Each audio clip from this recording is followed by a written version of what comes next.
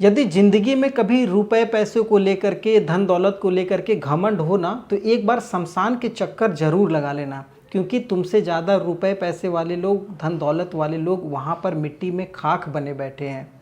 उसके बाद एक गाना चलता है, ज़िंदगी एक किराए का घर है। ये इंस्टाग्राम का रील था अमित यादव का, और ये जो रील है अभी कुछ दिनों से काफ़ी ज़्यादा वायरल हो रहा है। और इस रील के वायरल होने के कुछ दिनों के बाद ही अमित यादव अपने पूरे परिवार, जिस परिवार में उसकी पत्नी, 2 मासूम छोटी बेटियां और वो खुद, इस पूरे परिवार को अमित यादव मौत की नींद सुला देता है।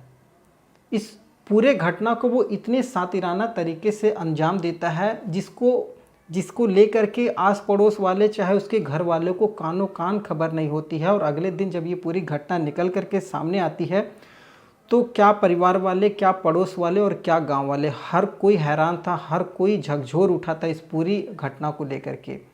आज इस कहानी के माध्यम से हम लोग जानने की कोशिश करेंगे कि इस पूरी हत्या और आत्महत्या की घटना के पीछे क्या वजह रही होगी। आपको इस कहानी के माध्यम से पता चलेगा। नमस्कार, मैं सत्या सिंह और आप देख रहे हैं द बुड़बक मंच। दरअसल आज की जो ये पूरी सच्ची घटना है, ये घटना है उत्तर प्रदेश के उन्नाव ज़िले की। उन्नाव ज़िले का एक थाना लगता है अचलगंज, और यहाँ का एक गांव है साहब खेड़ा। साहब खेड़ा जो कि अभी काफ़ी ज़्यादा फेमस है, खास करके अमित यादव की हत्या और आत्महत्या की वजह से। दरअसल अमित यादव, जिसकी उम्र लगभग 35 साल है, और अमित यादव बताया जा रहा है कि एक ट्रैक्टर एजेंसी में अच्छा खासा काम करता था और अच्छा खासा पैसा था। परिवार एकदम सेटल्ड था। परिवार में बताया जा रहा है अमित यादव के कुल 5 भाई हैं। पाँचों भाइयों को अपना अपना पर्सनल मकान था। पिताजी ने इन लोगों को अपना अपना मकान बना करके दे दिया था कि भविष्य में कभी भी पाँचों भाइयों में किसी चीज़ को लेकर के झगड़ा झंझट ना हो। तो अमित यादव अपने परिवार के साथ अपने मकान में रहता था। तो उसके परिवार में उसकी पत्नी, जिसका नाम है गीता, जिनकी उम्र है 30 वर्ष, एक बेटी है बड़ी वाली जिसकी उम्र है लगभग 10 वर्ष, नाम है खुशी, और एक छोटी बेटी है निधि, जिसकी उम्र लगभग 6 साल है। एक क्लास 3 में पढ़ती और एक अभी नर्सरी वगैरह में पढ़ाई करती थी। ये पूरा परिवार लगभग 11 मई को पता लगता है कि ये पूरा परिवार ख़त्म हो गया। और पता कैसे लगता है, उस गांव में एक व्यापारी था जो कि गल्ला व्यापारी होता है, गेहूं वगैरह खरीदने आता है। वो व्यापारी आता है गेहूं खरीदने, तो वो अमित यादव के घर के सामने एक पेड़ था, उस पेड़ के छांव में खड़ा हो जाता है। तभी उसको दिखाई देता है कि अमित यादव के घर पे बाल लटका हुआ, बाल मतलब जो मकई हम लोग समझते हैं, वो मकई लटका हुआ था। तो वो सोचा हो सकता है अमित यादव इसको बेचेगा। तो अमित यादव को वो आवाज़ लगाता है कि बाल बेचना है। घर से कोई आवाज़ निकलती नहीं है। वो 2-3 बार आवाज़ लगाता है लेकिन आवाज़ कुछ भी नहीं आती है। तो आस पड़ोस वाले लोगों से भी कहता है कि अमित को घर पर हमने आवाज़ दिया लेकिन आवाज़ आ नहीं रही है, और इतना देर हो गया है, लगभग 7-8 बज रहा, अभी तो कुछ भी आवाज़ नहीं आई है। तो आस पड़ोस वाले अमित यादव के घर पर जमा होते हैं, पड़ोसी भी आ जाते हैं, आवाज़ दिया जाता है, फिर भी घर से कोई नहीं आवाज़ आती है। अब आस पड़ोस वाले अमित यादव के जो छोटे भाई हैं उनके घर पर जाते हैं और वहाँ पर जाकर के बताते हैं कि ऐसा ऐसा मामला है, आवाज़ देने पर अमित यादव के घर से आवाज़ नहीं आ रही है। घर वाले भी अमित यादव के घर पर पहुँचते हैं, वो भी दरवाज़ा काफ़ी ज़ोर ज़ोर से काफ़ी देर तक खटखटाते हैं, आवाज़ नहीं आती है। थक हार करके अमित यादव का छोटा भाई पड़ोस वाले के छत से चढ़ करके अपने बड़े भाई अमित यादव के छत पर जाता है, और छत से नीचे जब कमरे में उतरता है तो कमरे का दरवाज़ा जब वो खोलता है तो वहाँ सामने जो नज़ारा था, वो नज़ारा देख करके वो हैरान हो जाता है। सामने उसकी भाभी एक बिस्तर पर लेट पड़ी हुई है, जिसकी मौत हो चुकी है।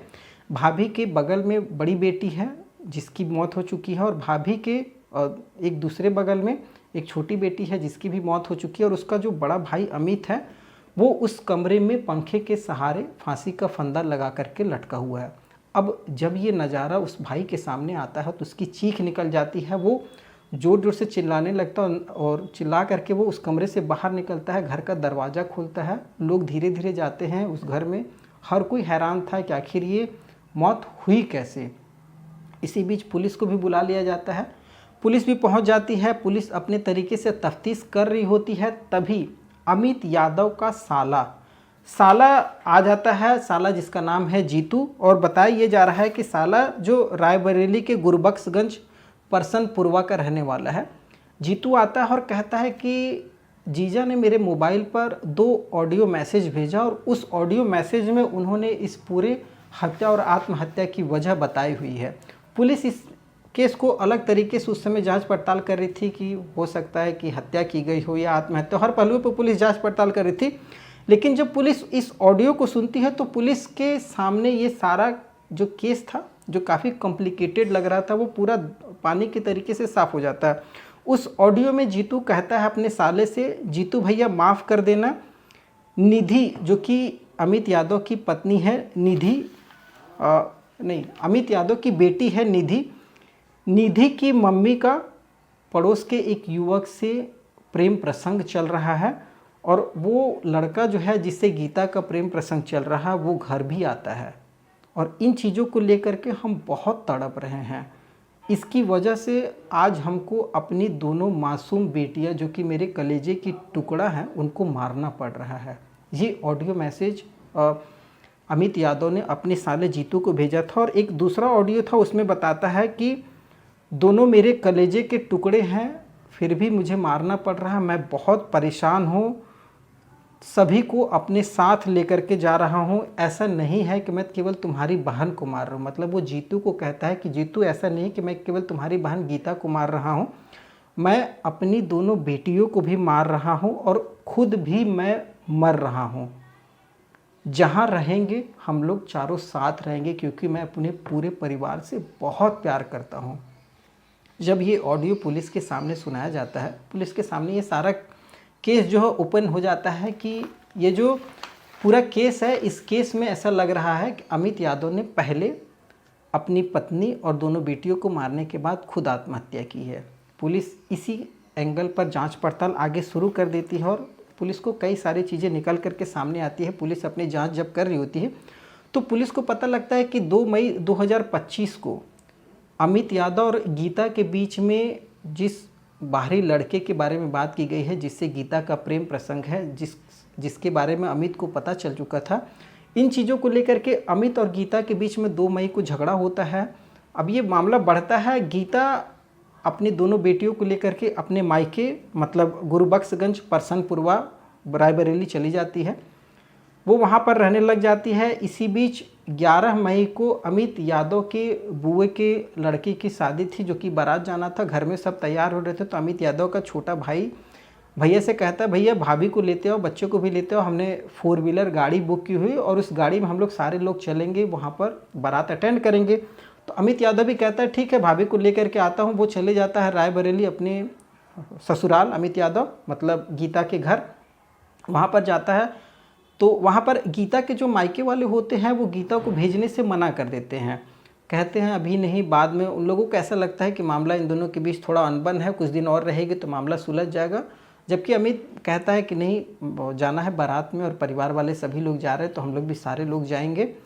जब वो ये सब सारी चीज़ें बताता है तो गीता के जो घर वाले थे वो मान जाते हैं और गीता को अमित के साथ वापस उसके ससुराल भेज देते हैं। अमित अपनी पत्नी दोनों बेटियों को लेकर के अपने गांव उन्नाव पहुंच जाता है, साहिबगंज गांव में। यहाँ पर अमित यादव के पूरा परिवार लगभग धीरे धीरे निकल चुका था, बुए के लड़के की शादी थी तो अमित यादव घर पर ही था। जब उसका छोटा भाई कहता है जाने के लिए तो वो मना कर देता है, बोलता है नहीं मैं नहीं जाऊँगा, आप लोग चले जाओ। सभी लोग चले जाते हैं और इसी बीच लगभग शाम का 8 बजता है। अमित यादव बाज़ार जाता है और एक कोल्ड ड्रिंक की बोतल खरीद करके लाता है, ला करके अपनी पत्नी को देता है और कहता है बेटियों को कोल्ड ड्रिंक पिलाओ, तुम भी पियो, तब तक मैं आता हूँ। पत्नी कोल्ड ड्रिंक का बोतल खोलती है, अपनी दोनों बेटियों को देती है, अपने भी लेती है और लेने के बाद ये तीनों लोग कोल्ड ड्रिंक पी रहे होते हैं। पीते पीते कब ये लोग बेहोश हो जाते हैं इनको ज़रा सा भी एहसास नहीं होता। ये तीनों बेहोश हो जाते हैं। अमित यादव घर पर आता है, लगभग ये 9 बजे का समय था, 9 से 10 के बीच का समय था। वो आता है, अपनी पत्नी को बेड पर सुला देता है और पत्नी को तकिए के सहारे उसके गले को दबाता है और उसके सांस को रोक देता है। पत्नी की मौत हो जाती है। उसके बाद वो अपनी दोनों छोटी बेटियों को मार देता है। एक खुशी और निधि दोनों को मारने के बाद वो लगभग 1 घंटे इंतज़ार करता है, उस पूरे कमरे में बेचैन रहता है और बेचैन रहते हुए वो ऑडियो मैसेज जो था अपने साले जीतू को भी ऑडियो के द्वारा व्हाट्सएप पर मैसेज करता है लगभग 9 से 10 के बीच में।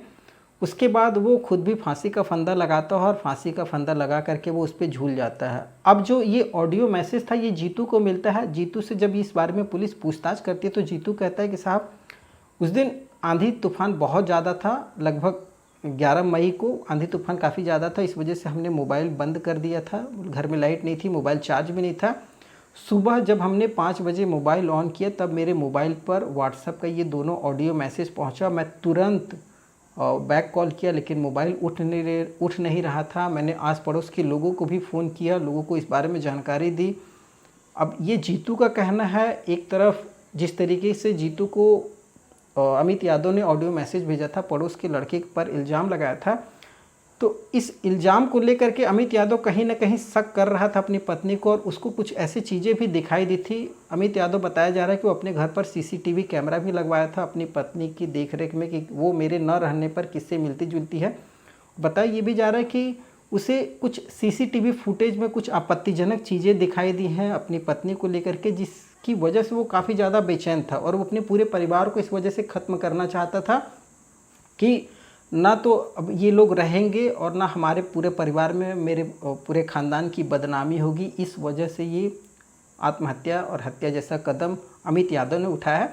ऐसे बहुत सारे चीज़ें जो हैं बहुत कॉम्प्लिकेटेड हैं। पुलिस हर एक पहलू पर बहुत फूंक फूंक करके कदम रख रही है, हर एक पहलू की जांच पड़ताल कर रही है। मामला हत्या और सुसाइड से भी दोनों एंगल से जांच किया जा रहा है। उसी बीच एक और खबर निकल करके आती है कि जो अमित यादव की पत्नी है गीता, उनका लगभग 2-3 साल पहले भी गांव में ही रेप हो चुका है एक बार। पड़ोस के ही 2-3 लड़के थे जो कि अमित यादव के न रहने पर, उसकी वाइफ लगभग 2-3 महीने की प्रेग्नेंट थी, वो लोग आते हैं और गीता का रेप करते हैं। और बताया ये भी जा रहा है कुछ समय गीता का अबॉर्शन भी हुआ था, बच्चा गिरवाया गया था, और इन चीज़ों को लेकर के उन लोगों पर केस भी हुआ था। उन लोगों के खिलाफ शिकायत दर्ज होने पर उन लोगों को जेल भी हुआ था। लगभग 2-3 महीना वो लोग जेल में काट करके आए थे, जमानत पर छूट करके अभी बाहर है। तो पुलिस कई सारे एंगलों को जोड़ करके हर एक कदम फूंक करके रख रही है, जांच पड़ताल कर रही है। खबर ये भी आ रही है कि अमित यादव के परिवार से किसी के ऊपर भी मुकदमा या शिकायत दर्ज नहीं करवाएगी। इसे आत्महत्या मान करके वो लोग इस केस को ख़त्म करना चाहते हैं। खैर पुलिस हर एक पहलू पर जांच पड़ताल कर रही है, और पुलिस कह रही है कि अगर कुछ भविष्य में से निकल करके आएगा तो ज़रूर उस पर कार्रवाई की जाएगी। खैर अब ये देखना है कि क्या निकल करके आता है। इस कहानी को सुनाने के उद्देश्य से किसी की भावनाओं को ठेस पहुंचाना बिल्कुल भी नहीं है, बस आपको जागरूक करना है। इस कहानी के माध्यम से आप हमें कमेंट के माध्यम से बता सकते हैं कहाँ से आप ये पूरी कहानी देख रहे हैं या सुन रहे हैं, वो आप अपना पता हमें बता सकते हैं। मैं अगले वीडियो में आपके नाम लेने की कोशिश करूँगा। वीडियो पसंद आएगा तो चैनल को सब्सक्राइब जरूर कर लीजिएगा। आगे फिर एक नई वीडियो में नई कहानी के साथ आऊँगा, तब तक के लिए जय हिंद, वंदे मातरम।